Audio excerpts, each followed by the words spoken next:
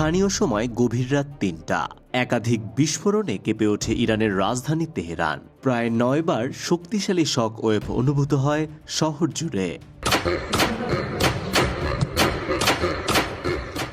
Operation rising lion নামে এক সামরিক অভিযানে ইরানের বিভিন্ন অঞ্চলে হামলা চালায় ইসরায়েল। টার্গেট ছিল রাজধানী তেহরান ছাড়াও ইস্পাহান, তাবরিজ, আরাক ও কেরমানের বেশ কয়েকটি গুরুত্বপূর্ণ এলাকা। ওইসব অঞ্চলে রয়েছে পরমাণু স্থাপনা, সেনাঘাঁটি ও তেল পরিশোধন কেন্দ্রের মতো গুরুত্বপূর্ণ অবকাঠামো। ইরান থেকে আসা সরাসরি হুমকির জবাবে এই সামরিক পদক্ষেপ নেয় তেল আবিব।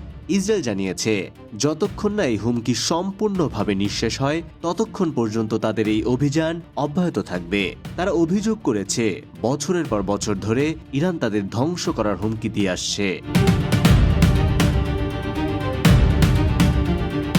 হামলায় মারাত্মক ক্ষতি হয় ইরানের অন্যতম সুরক্ষিত পারমাণবিক স্থাপনা নাতানস নিউক্লিয়ার সাইট। ইসরায়েল দাবি করেছে, তাদের হামলায় তেহরানের অন্তত 6টি সামরিক ঘাঁটি সম্পূর্ণ ধ্বংস হয়ে গেছে।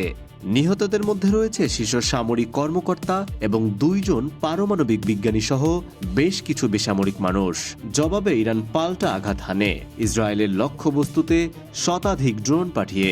এই তথ্য ইসরায়েলের প্রতিরক্ষা বাহিনী IDF নিশ্চিত করেছে।